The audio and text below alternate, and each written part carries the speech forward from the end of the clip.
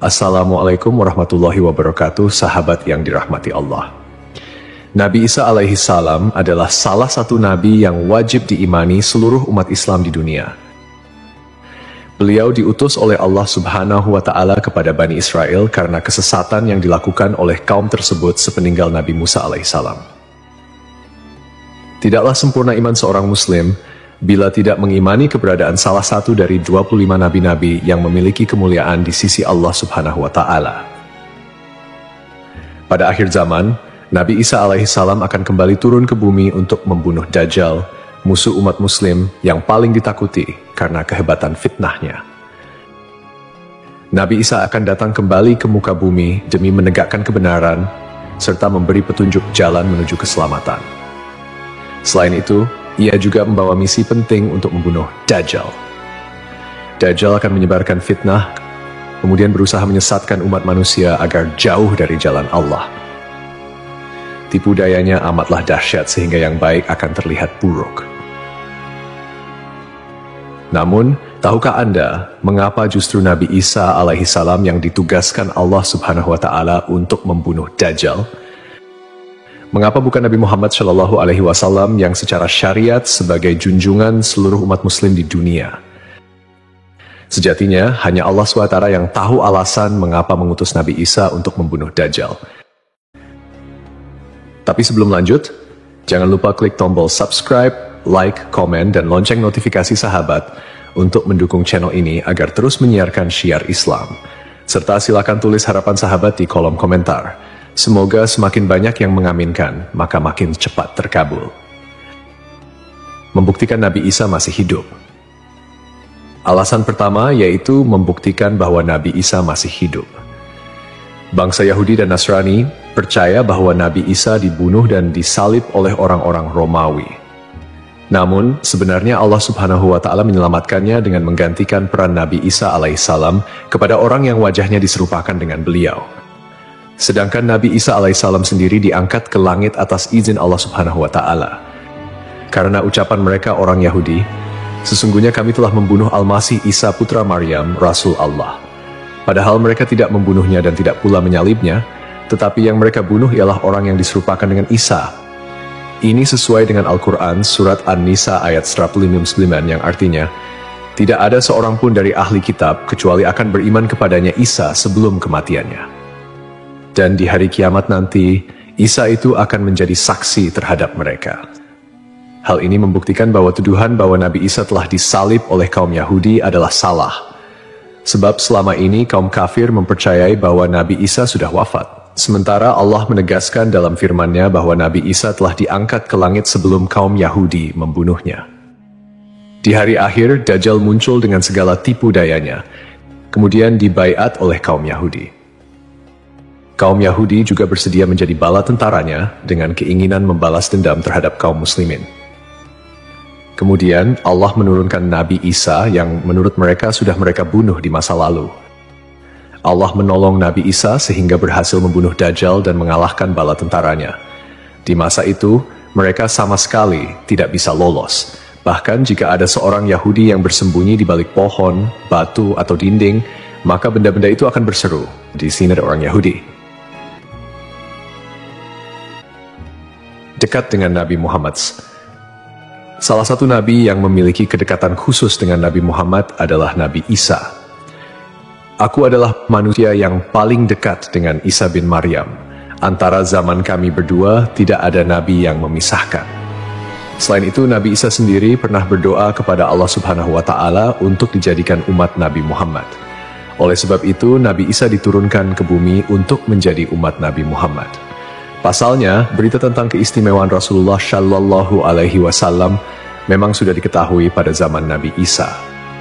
Hal tersebut diterangkan di dalam Injil sesuai surat Al-Fath ayat 29. Nabi Muhammad adalah utusan Allah dan orang-orang yang bersama dengan dia bersikap keras terhadap orang-orang kafir yang bersikap memusuhi, tetapi berkasih sayang sesama mereka.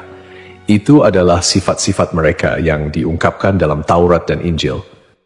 Yakni seperti benih yang mengeluarkan tunasnya, kemudian tunas itu makin kuat, lalu menjadi besar dan tumbuh di atas batangnya. Tanaman itu menyenangkan hati orang yang menanamnya. Keadaan mereka diumpamakan seperti itu. Karena Allah hendak membuat marah orang-orang kafir.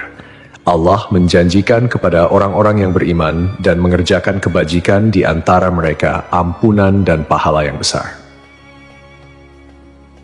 Nabi Isa alaihissalam kembali turun ke bumi diyakini akan menegaskan kebenaran dari ajaran Nabi Muhammad SAW. Tidak bisa dipungkiri bahwa saat ini banyak umat Nabi Isa yang tidak menerima ajaran Nabi Muhammad SAW. Padahal Nabi Isa alaihissalam merupakan pengikut dari Rasulullah SAW. Al-Baghawi menceritakan dalam tafsirnya bahwa ketika Isa alaihissalam mendatangi Baitul Maqdis, di mana orang-orang sedang bersiap salat asar, maka imam di masjid itu mundur dan menyuruh Isa untuk maju. Namun Nabi Isa enggan dan ia tetap salat di belakang imam dengan syariat Nabi Muhammad SAW.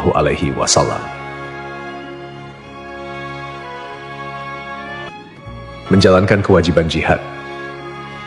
Menjalankan kewajiban jihad sebagai kaum muslimin adalah tugas yang penting. Maka Nabi Isa diturunkan ke bumi untuk menjadi umat Nabi Muhammad. Keistimewaan Nabi Muhammad memang sudah diketahui sejak masa Nabi Isa dan diterangkan di dalam Injil sesuai surat Al-Fath ayat 29, yang artinya, Muhammad adalah utusan Allah dan orang-orang yang bersama dengan dia bersikap keras terhadap orang-orang kafir, tetapi berkasih sayang sesama mereka. Kamu melihat mereka ruku dan sujud mencari karunia Allah dan keridhaannya. Pada wajah mereka tampak tanda-tanda bekas sujud. Demikianlah sifat-sifat mereka yang diungkap Taurat dan sifat-sifat mereka yang diungkapkan dalam Injil. Saat Nabi Isa turun ke bumi, Dajjal sudah berada di tengah masyarakat dan memperdaya manusia. Sebagai kaum muslimin, Nabi Isa berkewajiban untuk berjihad melawan Dajjal dan bala tentaranya. Menjalankan kewajiban jihad. Allah Subhanahu wa Ta'ala memilih Nabi Isa alaihissalam untuk membunuh Dajjal sebagai bentuk penegasan terhadap kebenaran agama Islam. Sebagian umat Nabi Isa masih belum menerima ajaran Nabi Muhammad dan masih memandang Nabi Isa sebagai anak Allah Subhanahu wa Ta'ala, walaupun Nabi Isa sendiri menolak klaim tersebut. Nabi Isa sebagai nabi yang jarak paling dekat dengan Nabi Muhammad. Keduanya merupakan tokoh yang unik dalam perjalanan kenabian. Tidak ada nabi yang diutus oleh Allah Subhanahu wa Ta'ala di antara masa hidup Nabi Isa dan Nabi Muhammad. Oleh karena itu, Allah Subhanahu wa Ta'ala mengutus Nabi Isa untuk membunuh Dajjal dan menghapus seluruh agama selain Islam. Tujuannya agar umat Nabi Isa menyadari kesesatan pandangan mereka dan beriman kepada Allah Subhanahu wa Ta'ala serta Nabi Muhammad sebagai nabi terakhir. Tindakan ini juga menggambarkan bahwa agama Islam adalah agama yang benar dan sempurna, mengintegrasikan ajaran-ajaran para nabi dari sebelumnya. Agama Islam sebagai agama rahmatan lil alamin yang membawa kedamaian, keadilan, dan kesejahteraan bagi seluruh makhluk.